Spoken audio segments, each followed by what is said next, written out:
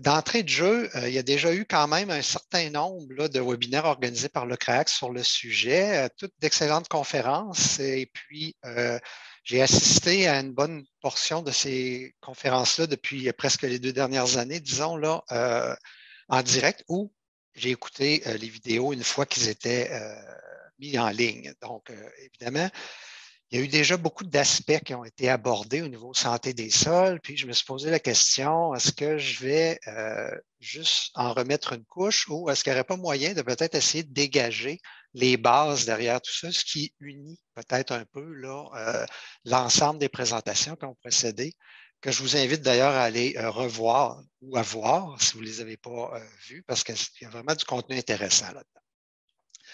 Donc, le plan pour la présentation aujourd'hui, c'est vraiment de retourner un peu aux bases, voir qu'est-ce que c'est que la santé des sols, comment on définit ça, quels sont les fondements, puis un peu comment faire pour améliorer ou maintenir la santé des sols à partir de l'introduction.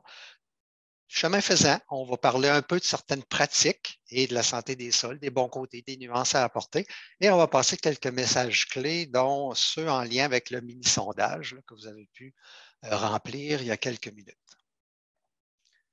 La santé des sols, c'est quoi? J'ai pensé que ça pouvait être intéressant d'avoir une définition de santé des sols. Il y en a quelques-unes qui sont disponibles. Ici, c'est un peu ma définition maison à partir de ce que le département américain d'agriculture et le dictionnaire en ligne d'agroécologie donnent. J'ai mis en rouge les éléments clés un peu de cette définition-là. Donc, c'est la capacité d'un sol à fonctionner comme un système vivant, capable d'assurer un approvisionnement adéquat en eau, en nourriture, en fibres, de façon compatible au maintien de la santé de l'écosystème. Donc, c'est un peu le mot-clé ici, approvisionnement compatible avec le maintien de l'écosystème où le sol se retrouve, mais aussi de soutenir la vie de tout ce qui vit dans et sur le sol sur le long terme. Plus récemment, il y a des publications qui commencent même à aller un peu plus loin, puis à ajouter un côté sociétal à la santé du sol. Donc, que la santé du sol est nécessaire pour supporter les fonctions sociologiques aussi, pas juste écologiques du territoire où les sols se situent. Donc, ça va pas mal plus loin. Puis, dans le fond, si on résume un peu les fonctions socio-écologiques de base qu'on attend de l'agriculture, ben, ça consiste, on peut aller de façon très, très simple, en fait. Ça peut aller tout simplement avec l'idée de convertir des produits de base très simples en produits organiques, dans le fond. Donc, de fournir des aliments, des fibres. Hein? Donc, le squelette, si on veut, c'est vraiment carbone, azote, oxygène, qui est le squelette de tous ces éléments-là. Mais on sait aussi de plus en plus que c'est important pour fournir aussi de la matière organique au sol lui-même, pour maintenir son taux de matière organique.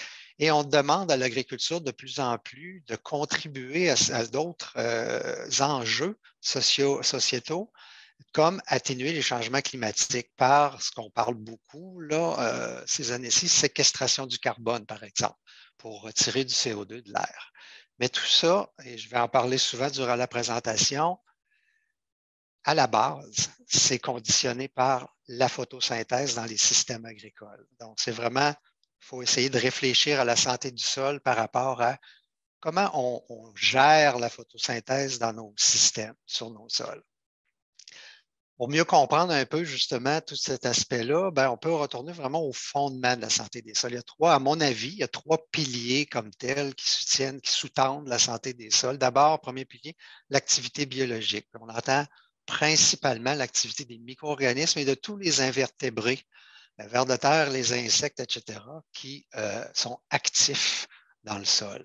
À ça s'ajoute un pilier de la structure du sol et comprenez-moi bien, je ne parle pas de propriété physique du sol, mais bien de la structure. On va y revenir un peu plus en détail. Et puis, troisième pilier, c'est vraiment la matière organique comme telle.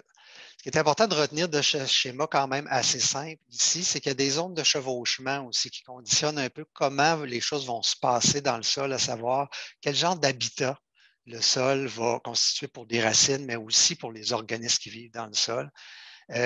Comment l'eau et l'air vont circuler comme tel dans le sol, comment la matière organique peut se stabiliser, comment le sol peut exprimer une fertilité envers les cultures qu'on essaie d'y produire. On voit que les trois piliers donc sont interreliés et que c'est une approche intégrée d'amélioration des trois piliers qui est requise pour pouvoir vraiment se situer dans des concepts qui circulent beaucoup maintenant, à savoir la santé, la résilience, la durabilité des systèmes agricoles. Mais tout ça est conditionné, ces trois piliers-là, la façon dont ils vont s'exprimer, par une foule de facteurs du milieu et de facteurs vraiment liés aux pratiques agricoles. On commence par le milieu. Les trois principaux, c'est vraiment le climat, la topographie, la texture du sol.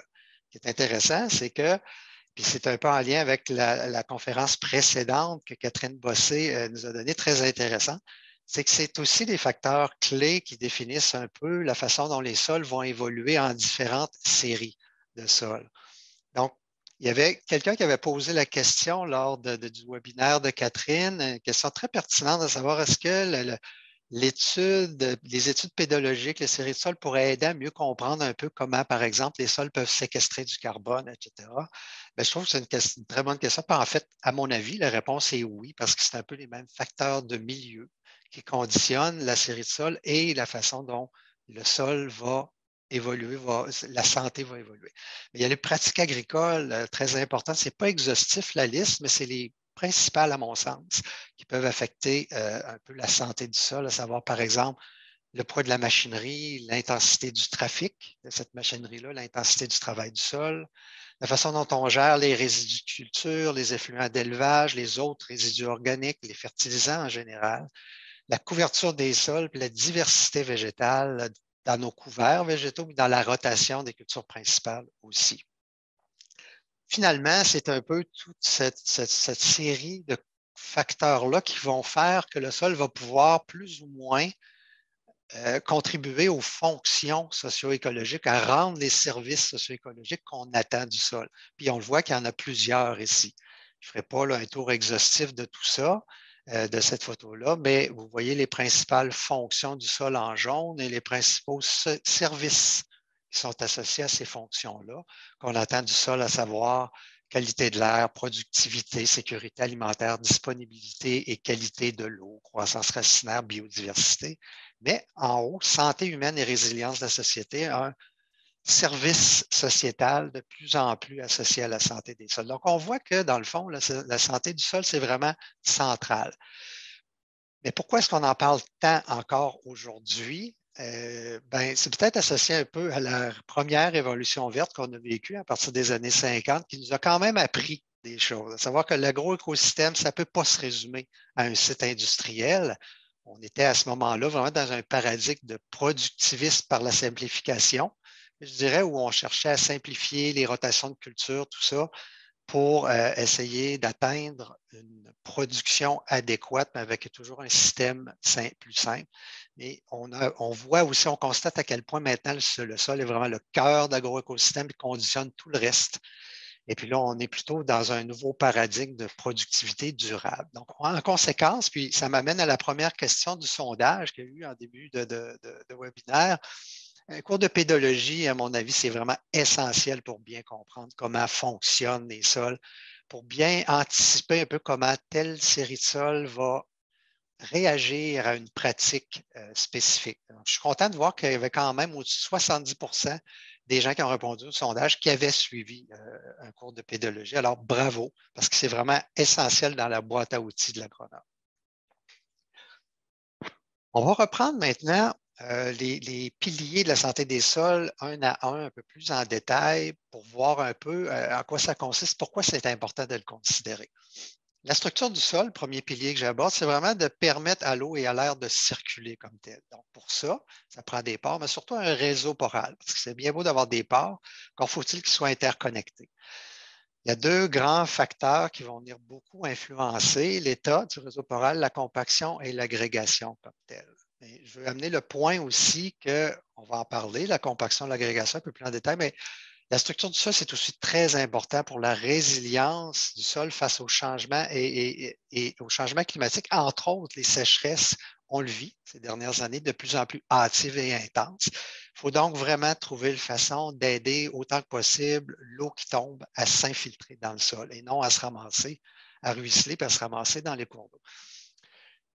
Puis, il y a Bruno Garon, il y a quelques semaines, qui a fait aussi un excellent webinaire plus axé sur la compaction des sols, tout ça, qui expliquait vraiment que maintenir une porosité adéquate est nécessaire aussi pour la remontée capillaire de l'eau souterraine, surtout lorsqu'il ne pleut pas beaucoup finalement. Donc, c'est à tenir compte. J'ai un exemple ici, avant d'aller plus loin, un exemple, c'est un peu extrême comme exemple, mais c'est quand même un exemple réel qu'on a vécu il y a quelques années, c'était à l'automne 2017. Vous avez ici un profil de sol, c'est un brunissol district assez développé et qui est un loam de texture, loam sableux fin à limoneux comme tel, mais ce sol-là est très productif, il est bien drainé. On le voit d'ailleurs dans l'horizon B, la couleur ocre, indicative quand même d'une bonne oxygénation. Juste à côté, le champ voisin, même type de sol, on avait vraiment des gros problèmes de fertilité. Je vous montre le profil. Et oui, c'est le même type de sol. Donc, vous voyez tout de suite au niveau de la coloration, c'est très différent. Puis, la photo en haut à droite montre vraiment l'état du sol. La minute qu'il y avait une bonne averse, l'égouttement était très mauvais, ça flaquait mal. On a comparé dans un premier temps les analyses de routine de fertilité du sol. Et pour les deux champs, elles étaient très similaires et relativement bonnes. Donc, en principe, si on s'était fié juste aux analyses de sol, on aurait conclu que le sol était très fertile. Ça aurait dû pousser. Évidemment, quand on a creusé le profil de sol, on s'est rendu compte qu'il y avait des graves problèmes de structure. Ici, c'était vraiment un cas extrême. On avait une structure complètement pulvérisée dans l'horizon de surface et une zone de compaction assez importante vers 50 cm de profond environ. Et dans les deux cas, pour les argiles du sol, on voyait qu'elles étaient complètement réduites, donc bleu, verdâtre, indicatif d'un manque total d'oxygène dans le profil de sol. Donc, les analyses de sol nous indiquaient une bonne fertilité, mais on voit qu'à cause de la structure, donc un pilier important qui était dégradé, on n'avait aucun rendement dans ce champ-là. Donc, parlons-en un petit peu plus de compaction. Il faut vraiment dresser un état des lieux. Des fois, c'est un peu sournois. L'exemple que je viens de présenter visuellement est intéressant, mais est un peu extrême. Des fois, c'est un peu sournois. On ne s'en rend pas vraiment compte qu'on a peut-être des problèmes de compaction. Mais pour le déterminer, il faut vraiment aller voir. Il faut vraiment creuser puis aller voir pour voir s'il y a vraiment des indices évidents de zones de compaction, de sol compacté, et si c'est le cas, d'agir en conséquence. Mais c'est très important de faire affaire avec des spécialistes. Puis le drainage souterrain, ce n'est pas une solution quand on a des problèmes de compaction. Oui, ça va aider à évacuer l'eau, à l'égouttement du champ, mais ça n'améliore pas la structure du sol en général. Et vous avez à ce moment-là un sol dont la capacité productive est médiocre. Donc, malgré le fait que l'eau s'égoutte plus rapidement. C'est vraiment le sous-solage qui peut devenir la solution quand c'est très développé, la compaction. Il y a encore là, faites affaire avec des spécialistes, il y a des précautions à prendre avant, pendant et après pour pouvoir tirer profit à long terme de l'intervention et surtout de faire en sorte que ça ne devienne pas une solution à répétition. Je vous réfère encore une fois à l'excellent webinaire de Bruno Garon le 11 janvier dernier qui expliquait vraiment très bien là, comment se développe la compaction, quels sont les facteurs qui mènent à la compaction. Puis il y a aussi, j'ai mis des liens ici, là, des outils de référence que le MAPAC met en ligne qui expliquent aussi assez bien comment identifier des problèmes de compaction, comment les corriger, etc. Une fois que la compaction a été corrigée ou qu'on sait, on a évalué, puis il n'y a pas de problème de compaction important, on peut commencer à songer à travailler sur l'agrégation par nos bonnes pratiques, finalement. Donc, l'agrégation, qu'est-ce que c'est? C'est un arrangement tridimensionnel des particules minérales de matière organique, les micro-organismes, les racines, en petits grumeaux, en unités cohésives qu'on appelle les agrégats, puis qui vont résister à l'action mécanique de l'eau, du vent. Donc, l'agrégation, ça améliore la résistance à l'érosion, la circulation de l'eau et de l'air dans la matrice. Très bon, évidemment, pour aider la croissance des racines et l'activité microbienne en général dans le sol. Mais en retour, l'agrégation permet aussi, surtout pour certains types de sols, augmente leur capacité à accumuler de la matière organique. On va voir un petit peu plus en détail. Ici, c'est de façon schématique le processus d'agrégation, comment ça se déroule. Dans le sol, on a des particules minérales, puis au travers de ça, on a des petites colonies de bactéries, de champignons, souvent en dormance. Lorsque de la matière organique fraîche arrive, soit par un apport de fumier, de résidus de culture ou par une racine qui pousse dans le coin, qui arrive nouvellement, ça va lever la dormance des colonies comme telles qui vont tout de suite s'activer parce que là, la nourriture vient d'arriver. Et ce faisant, la colonie va se multiplier, mais va aussi sécréter toutes sortes de produits, surtout pour se protéger de l'environnement, surtout de la dessiccation. Donc, la colonie veut se protéger de son environnement qui peut être relativement sec, mais ces produits-là sont riches en glucides, en protéines collantes. Donc, vont venir faire adhérer les particules de sol environnantes autour de la colonie pour former une amorce d'agrégats. Un peu plus tard, les ifs fongiques, les petites racines, vont venir aussi pousser au travers de l'agrégat, autour de l'agrégat et consolider cette structure-là pour former un agrégat stable. On voit donc ici le lien entre l'agrégation, que ça touche, dans le fond, les trois piliers de la santé des sols, parce que ça a pris de la matière organique pour activer la biologie du sol, qui en retour a créé une structuration des particules de sol environnantes. Si on prend un profil de sol comme tel, puis qu'on a un sol complètement désagrégé ou même voire compacté, vous voyez ici, bon, il y a des particules minérales, des micro-organismes, des morceaux de matière organique, tout ça est réparti de façon un peu uniforme. On voit qu'il y a un peu des espaces à certains endroits, mais il n'y a pas vraiment d'interconnexion entre ces différents espaces-là. Il pleut sur ce sol-là, c'est sûr que l'eau va avoir tendance à s'accumuler en surface parce qu'il y a un mauvais égouttement. Il y a une mauvaise infiltration, donc ça va rester en surface. Il y a un peu d'eau qui va s'infiltrer dans les pores de surface, mais ne trouvera pas de chemin pour aller plus loin comme tel. Le même sol, après un phénomène ayant favorisé l'agrégation, on voit que ça crée des zones plus denses dans le sol, mais aussi un réseau de pores interconnectés comme tel, mais il y a aussi des plus petits espaces à l'intérieur des agrégats et entre certains agrégats. La pluie arrive, l'eau va s'accumuler au début, mais va pouvoir cette fois-ci s'infiltrer et descendre jusqu'à la base du profil de sol, laissant derrière elle des grands pores libres, donc l'air et les racines peuvent à nouveau utiliser ces pores-là, mais aussi vous voyez qu'il y a de l'eau qui est allée se loger à l'intérieur et entre certains agrégats, et ça va constituer la réserve d'eau utile comme telle, qui est retenue et que les racines vont pouvoir aller chercher. Ici, on a quelques images, dans le fond, pour bien imager ce que je viens de schématiser. On a des pailles de céréales, par exemple, ici, qu'on avait enfouies dans le sol pendant environ un mois. On les a retirées ensuite. Elles sont partiellement décomposées. On les a secouées vigoureusement. Et malgré tout, il y a quand même du sol qui adhère, qui reste collé aux pailles. Si on agrandit l'une d'elles en microscopie électronique, ben, on voit assez bien là, la paille en arrière-plan comme telle, puis dessus, des petits agrégats de sol qui sont collés et on voit très bien le réseau, le filet d'ifs fongiques à la surface qui emprisonne finalement ces particules de sol-là et les garde collées sur la paille. Une autre photo ici assez évocatrice que j'avais prise il y a déjà plusieurs années où on voit un pivot de racine de luzerne, une racine latérale et un réseau d'ifs mycorhiziens duquel on a réussi à détacher le sol sans trop abîmer les ifs de mycorhizes. Et on voit qu'il y a quand même des petits agrégats qui sont vraiment emprisonnés dans le réseau d'ifs fongiques.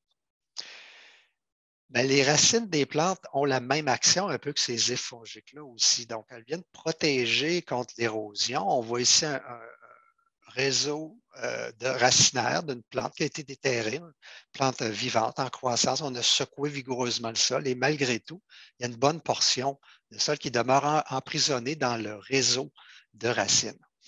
Donc, ça vient vraiment protéger contre l'érosion, mais en même temps, et c'est mon deuxième point, maintenant on passe un peu au deuxième pilier, la matière organique. Les racines, c'est certainement le meilleur moyen de maximiser l'entrée de matière organique dans les sols. Donc, la matière, si la structuration du sol était importante pour permettre à l'eau de s'infiltrer, la matière organique, elle devient le pilier clé pour permettre à l'eau de s'accumuler.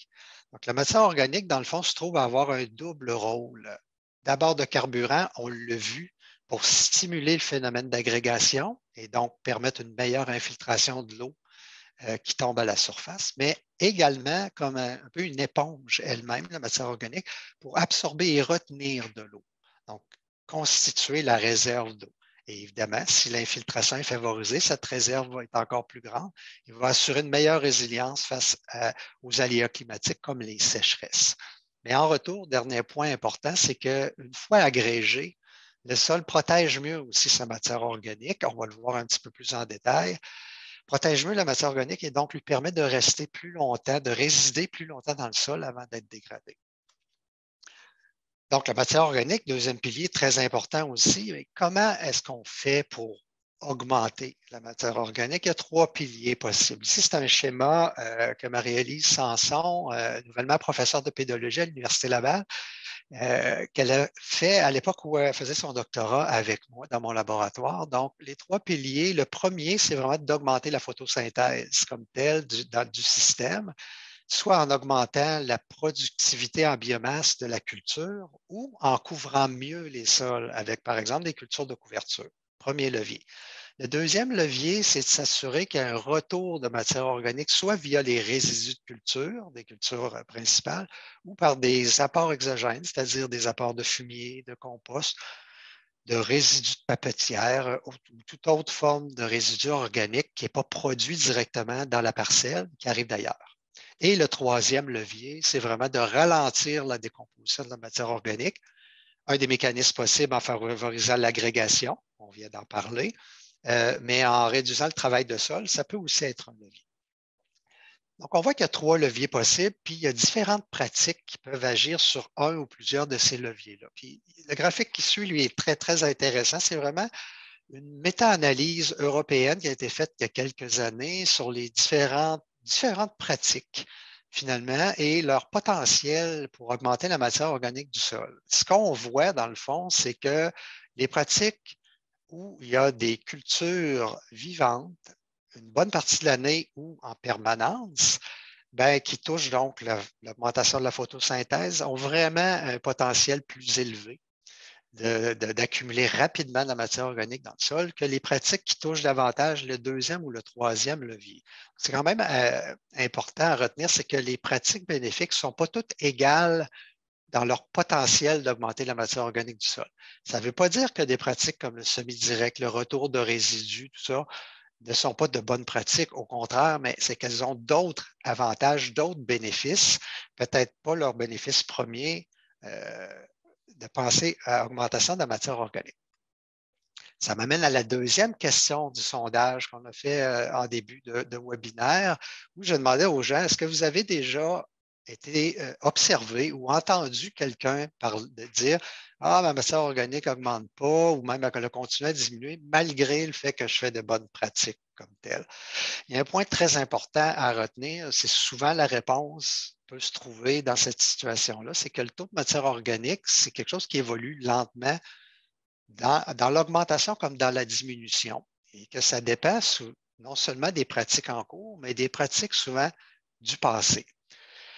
Au Québec, comme à bien des endroits ailleurs, il y a 20, 30, 40 ans ou plus, la plupart des sols agricoles étaient soit sous prairie permanente ou avaient une rotation de culture ou la prairie souvent occupait plusieurs années dans la rotation.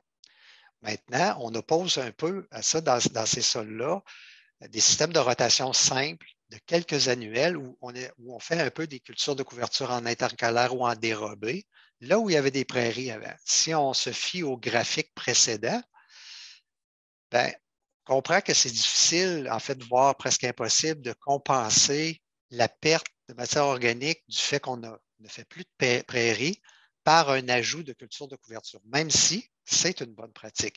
Ce qu'il faut penser, c'est que ça peut peut-être prendre une combinaison de bonnes pratiques pour réussir à arriver ou à approcher ce que les prairies permettaient d'accumuler comme matière organique. Donc, de faire, par exemple, des cultures de couverture en semi-direct ou en réduisant fortement le travail du sol, en diversifiant les cultures sur la rotation.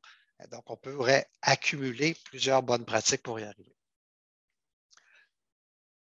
Donc, je suis content de voir dans le sondage que plusieurs personnes avaient entendu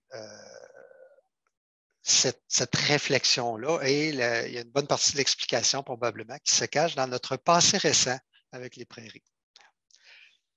Maintenant, ça m'amène au fait que, justement, il faut commencer à ramener le plus possible les racines vivantes dans notre système de production, tenter d'imiter la nature. Il y a de plus en plus d'articles qui sont publiés où il y a une démonstration, en fait, que les racines vivantes sont vraiment importantes pour l'accumulation de matière organique dans le sol. Bon, premier élément, il y a des articles de revues ou de méta-analyse qui semblent indiquer qu'en fait, par rapport aux résidus de récolte, donc la biomasse aérienne qui est laissée au sol, où à peu près 8-10 serait retenu sous forme de matière organique stable éventuellement, ben, le carbone, lui, issu des racines ou des systèmes racinaires, il y en aura environ 5 fois plus en proportion qui pourrait être retenu ou formé de la matière organique stable dans le sol. Pourquoi? Première chose, on va regarder quelques photos ici, puis je remercie Marie-Noëlle Tivierge pour m'avoir permis d'utiliser ces photos-là. Marie-Noëlle est une collègue du Centre de recherche de Québec où je travaille et s'intéresse beaucoup à la façon dont les systèmes racinaires se développent dans les sols. On voit ici, en début de saison de croissance, dans une culture de maïs, les premières racines qui arrivent et qui ont tendance à emprunter, dans le fond, les espaces laissés entre les agrégats. En se développant, le système racinaire, lui, va commencer à devenir de plus en plus dense et en retour, alors qu'ils s'empruntaient au début les chemins entre les agrégats, ils vont venir, on en a parlé tout à l'heure, emprisonner aussi ces agrégats-là dans une matrice de racines et donc consolider davantage le sol. Et les racines, elles ont aussi une fonction d'exploration du sol pour se nourrir, mais du fait qu'elles sont déjà très intimement associées à la matrice minérale de sol, quand elles vont mourir, parce qu'il bon, il y a tout le temps des racines qui meurent et des nouvelles qui apparaissent, elles vont former de la matière organique qui est déjà intimement liée à la matrice. Mais en plus, elles vont former des symbioses. Donc, elles vont sécréter, on voit ici une racine de maïs avec des ifs mycorhiziens. Donc, elle est fortement colonisée par des mycorhizes. Et pour créer cette symbiose-là, il a fallu que la racine, elle, libère beaucoup de produits pour attirer d'abord les mycorhizes à proximité pour former de la symbiose. Et tous ces produits-là, ainsi que le réseau mycorhizien, vont aider encore plus à l'agrégation, à l'exploration du sol, mais aussi à l'accumulation de carbone ou de matière organique dans le sol. Dans le fond, racines en croissance égale impact global sur la santé du sol. Les racines en croissance, on l'a vu, stabilisent la structure du sol, injectent carrément de la matière organique fraîche dans le sol, mais ce n'est pas tout. Elles stimulent beaucoup l'activité biologique aussi. Puis en fait, dans la rhizosphère, c'est-à-dire dans les premiers millimètres qui entourent directement une racine, l'activité biologique peut être facilement 10 fois supérieure à toute autre zone du sol, y compris des zones où on a de la matière organique en décomposition, donc des résidus morts.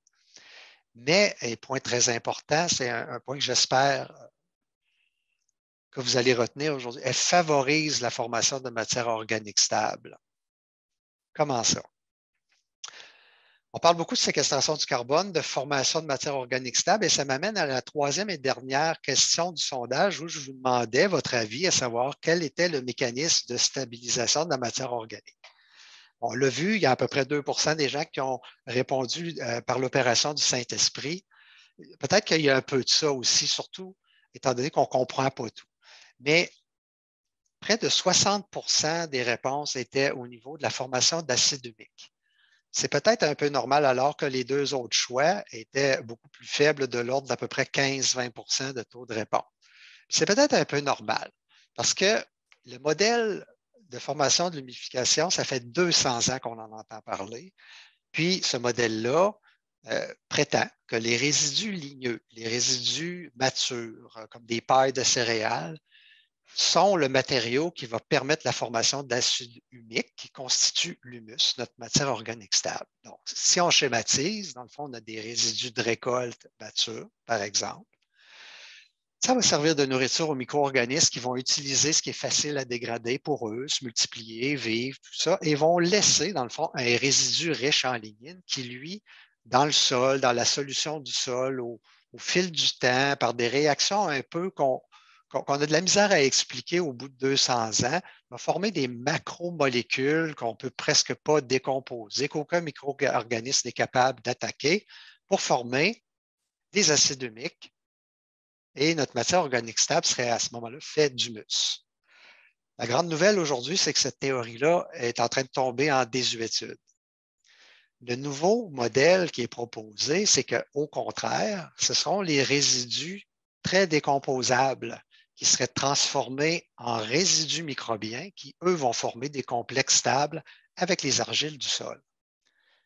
Schématiquement, ce que ça veut dire, c'est que dans le cas, par exemple, de fumier ou d'engrais verts qui sont très décomposables, encore une fois, on va avoir les micro-organismes qui vont décomposer comme tel la matière organique et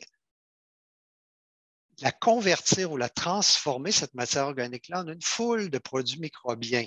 Puis on l'a vu tout à l'heure avec le schéma de la formation d'un agrégat. Beaucoup de ces produits microbiens-là vont aller se coller sur les particules minérales de sol comme telles et former des complexes organominéraux.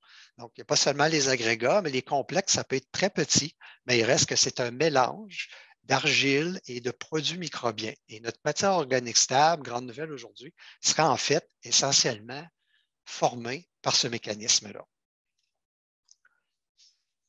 Ça m'amène un peu comme le dernier point, dans le fond, que je voulais creuser, puisque les racines vivantes semblent si importantes dans la possibilité de former de la matière organique stable en stimulant l'activité biologique du sol, donc le troisième pilier. Les cultures de couverture, je pense que c'est vraiment une bonne chose que ce soit revenu dans le décor agricole, dans les systèmes. On voit qu'il y a toutes sortes de variantes, toutes sortes de sauces finalement en intercalaire, en dérobé, certains en pleine saison, ça arrive. Il y a de plus en plus aussi de postdocs qui s'intéressent aux couverts, aux semis sur couvert vivant permanent, ce qu'on appelle le SCV. Il y a encore beaucoup de travail à faire sur les espèces, les mélanges d'espèces selon les situations, les types de sol, etc., les buts du producteur. Mais on connaît quand même les grandes familles graminées crucifères qui sont déjà reconnues comme de bons éléments pour capter, par exemple, l'azote résiduel dans le sol l'automne, bien structurer les sols. Les légumineuses comme la famille pouvant amener, par la fixation symbiotique de l'azote, pouvant amener de l'azote gratuite, entre guillemets. Puis il y a d'autres familles, les ombellifères, etc., qui commencent aussi à entrer dans le décor, qui pourraient aider aussi à la résilience des systèmes comme tels, du couvert végétal, etc. Ici, une photo, je remercie Louis Pérusse de m'avoir permis d'utiliser cette photo-là.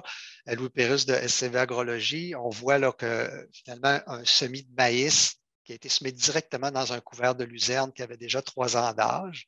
Il y a des moyens d'y arriver. Ça fait des beaux couverts, ça fait des couverts luxuriants, puis ça amène une vie dans le sol assez incroyable. Donc, couvrir le sol, oui, c'est bien, mais diversifier les espèces, peut-être un autre message clé. Il y a beaucoup de gens là, qui essaient toutes sortes de mélanges et c'est bien. On a encore beaucoup à apprendre.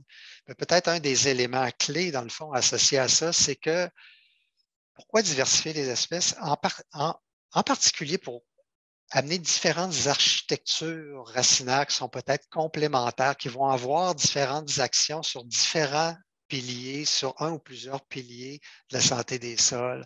Différentes profondeurs d'enracinement vont amener une meilleure exploration du profil de sol. Différentes espèces dans le couvert végétal avec différentes profondeurs d'enracinement vont aussi améliorer la résilience du couvert comme tel aux aléas environnementaux comme les sécheresses, les inondations, les ravageurs, différentes maladies, y compris pour les cultures principales qui se retrouvent aussi au travers de ces couverts de sol-là.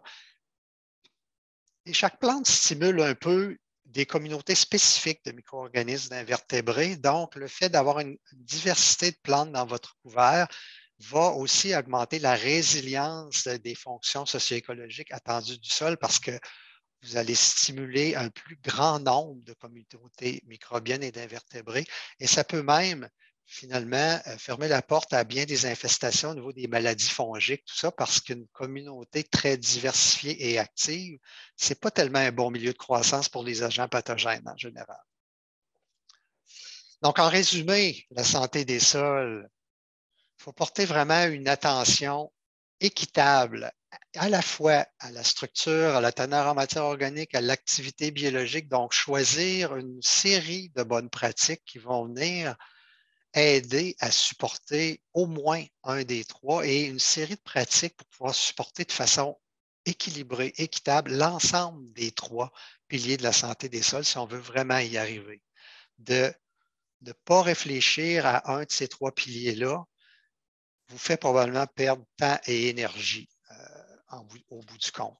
Comment y arriver? Bien, on a vu augmenter la photosynthèse, c'est probablement vers là, en ayant ça à l'esprit qu'il faut trouver les pratiques. C'est la pratique la plus performante, donc il faut l'avoir à l'esprit tout le temps quand on conçoit les systèmes de production comme tels, les systèmes de rotation.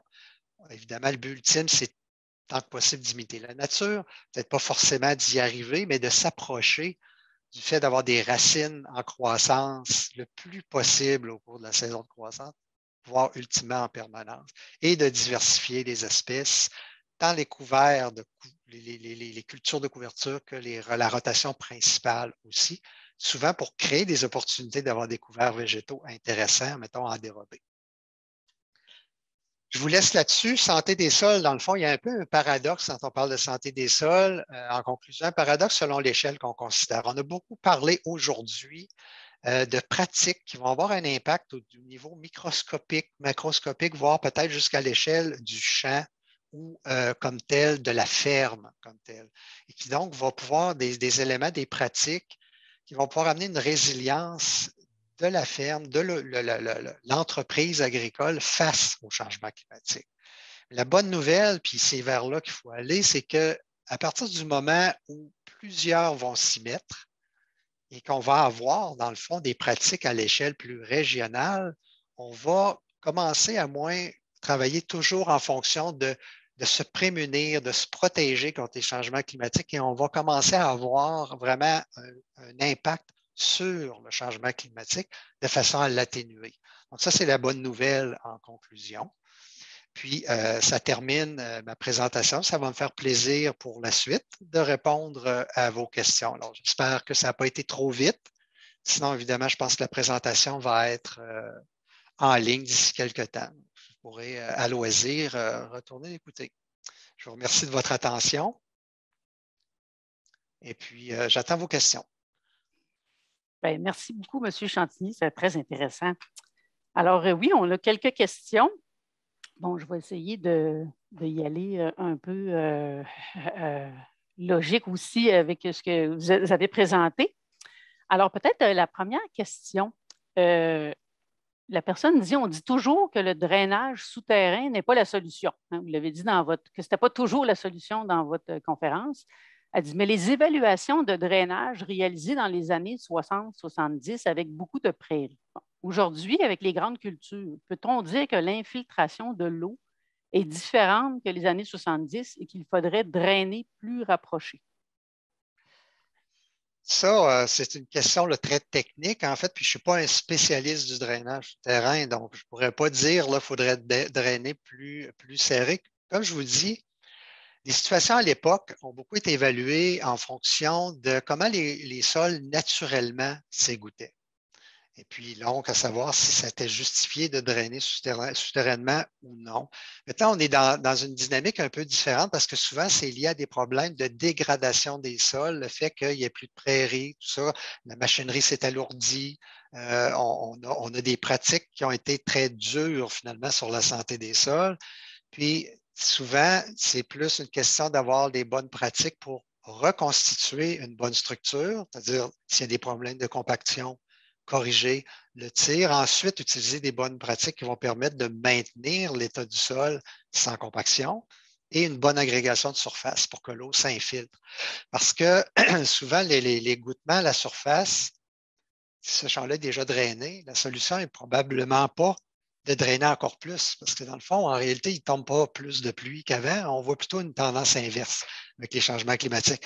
Donc, si ça s'égoutte mal, malgré le fait que ça a été déjà drainé à l'époque, on peut toujours regarder, voir si le système de drainage est encore fonctionnel. Évidemment, ça peut être une problématique.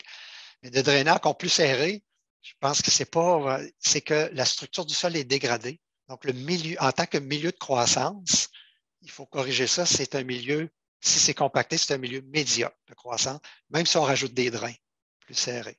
Pour le reste, ben, je vous recommanderais de faire affaire avec vraiment consulter des spécialistes comme Bruno Garon et compagnie au MAPAC. Là, il y en a beaucoup.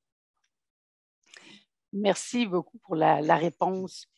La prochaine question, on demande, est-ce que les 3 leviers doivent être réunis pour favoriser une augmentation de la matière organique? Puis, elle dit à quel pourcentage pourrait espérer augmenter la matière organique en 10 ans?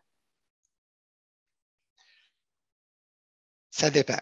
C'est ça la réponse. C'est plate à dire, là, mais ça dépend. En fait, première chose qu'il faut considérer, puis ça me ramène au point de la série de sol en début de présentation. Puis j'ai référé aussi à la très bon séminaire que Catherine Bossé a donné là, il y a quelques jours, puis qui va se poursuivre au mois de mars, un peu plus du côté diagnostic du profil de sol.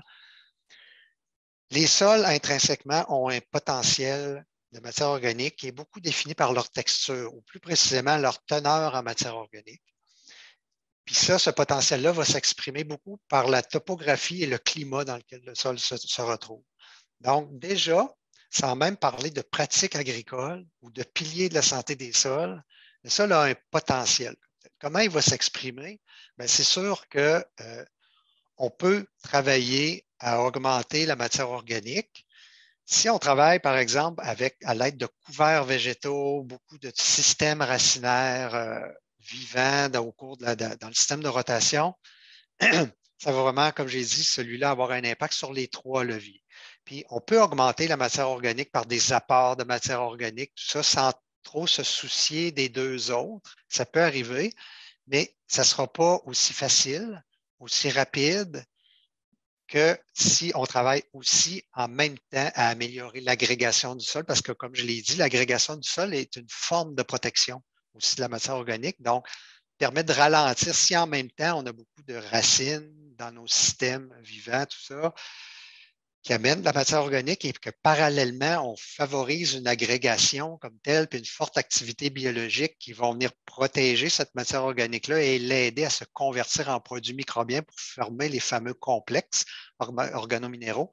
C'est vraiment comme ça qu'on va permettre à la matière organique d'atteindre les niveaux les plus élevés. Merci beaucoup. On me pose la question, ce serait quoi les meilleurs indicateurs de l'activité biologique du sol? Si des gens, tu as dit que c'était super important, l'activité biologique. Est-ce qu'il y a une manière comme rapide là, ou des tests là, pour aller mesurer ça? Oui, ça, c'est la question à 1 000 là. Puis, en plus, on est en train, vous l'avez mentionné là, d'entrée de jeu, quand vous m'avez présenté, là, je dirige là, le laboratoire vivant du Québec, là, qui est dans la région autour du lac Saint-Pierre, tout ça, où justement ces questions-là commencent à se poser, puis on essaie de voir avec un groupe de chercheurs quels seraient les indicateurs les plus intéressants, mettons, pour aller évaluer assez simplement les 3 piliers, dans le fond, du sol. Donc, pour l'activité biologique, là, c'est sûr que les nouveaux outils de métagénomique pour voir un peu, d'une part, la diversité maintenant dans le microbiome, mais avec certains outils, on peut même aller voir leur niveau d'activité comme tel, donc pas juste leur présence, mais savoir s'ils sont actifs ou non dans le sol. C'est prometteur. C'est des outils en développement, c'est encore relativement cher, ça peut être assez lourd aussi à gérer. Mais ça demeure l'avenir, je dirais, qui est là. En attendant, on essaie de voir des fois des tests assez simples, comme par exemple le test du sachet de thé. En parallèle, il y en a, par exemple, il y a eu une petite mode dans les dernières années à propos des caleçons en coton, là, des sous-vêtements en coton qui pouvaient être mis dans le sol, puis après quelques semaines, quelques mois, on allait retrouver un peu, puis voir jusqu'à quel point ce coton-là avait été dégradé. Ce n'est pas parfait, mais c'est des tests quand même de façon comparative entre des sols plus dégradés, des sols jugés plus en santé, tout ça. Ça peut être des façons assez simples d'évaluer ça. Il y a des tests là, un peu plus commerciaux comme le test Solvita, par exemple, qui donne un peu aussi une activité on pourrait dire de l'intensité de l'activité biologique. Je n'ai pas d'idée très nette à savoir est-ce que c'est vraiment un bon indicateur parce que c'est lié un peu au taux de respiration du sol. Puis en général, le taux de respiration, il est quand même en lien avec l'intensité de l'activité biologique dans le sol. Fait que cette question-là, il n'y a pas de réponse simple. Il faut continuer d'y réfléchir. Puis les outils de métagénomique, là, ça, c'est vraiment l'avenir, mais on a hâte que ça commence à être un peu moins coûteux, disons, là, puis aussi un peu mieux maîtriser toute l'information qui sort des fois de ces analyses-là. C'est monumental. Donc, des fois, on a de la misère un peu à s'y retrouver. Mais il y a beaucoup de chercheurs qui se penchent là-dessus. Tranquillement, on commence à y voir un petit peu plus clair. On va avoir la lumière au bout du tunnel à un moment donné. Éventuellement. Fait que, une autre question ici intéressante, des gens qui se préoccupent, j'ai eu une ou deux questions, des sols sableux. Fait que, il nous dit, pouvez-vous nous parler du comportement de la matière organique fraîche, facilement décomposable dans les sols très sableux, avec pratiquement pas d'argile et des effets en termes de stabilisation de la matière organique du sol? Oui, ben, c'est un peu un défi, effectivement. Ces sols-là, particulièrement, là, le défi, c'est vraiment de maintenir la matière organique parce que comme il y a très peu, voire pas d'argile, c'est plus difficile de favoriser la formation de complexes organominéraux parce que les limons, à la limite, ça peut jouer aussi. Donc, dans un sol assez limoneux, on peut encore avoir un peu ce phénomène-là. Mais dans des sols très sableux, là, c'est vraiment un défi. Puis, la réponse n'est pas encore claire, mais j'ai nommé Marie-Élise Sanson au cours de ma présentation, là, au cours de son doctorat, elle travaillait sur un loam argileux et sur un loam pas mal sableux aussi.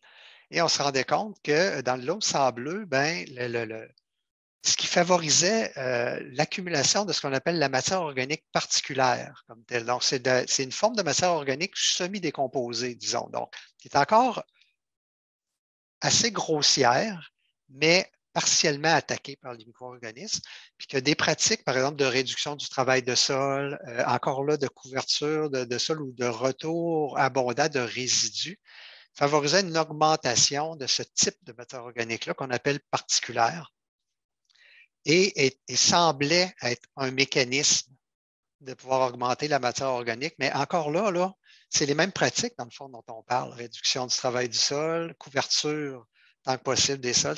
La solution, elle tourne vraiment autour quand même de ces pratiques-là. Merci beaucoup. Il y a quelqu'un qui, justement, demandait est-ce que les bilans humiques pourraient faire partie, dans le fond, d'un plan agro-environnemental éventuellement? Je ne crois pas que ça fait partie présentement. Je crois pas. Je sais qu'il y en a qui s'en servent des fois pour tirer certaines conclusions, certaines informations.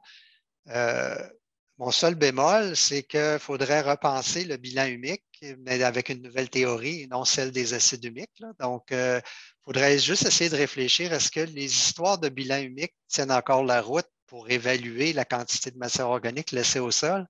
Possiblement pas, parce que c'était basé sur des taux d'accumulation et de formation des acides humiques qui, en tout cas, mon opinion personnelle, c'est que des acides humiques, ça n'existe pas vraiment là, dans la nature.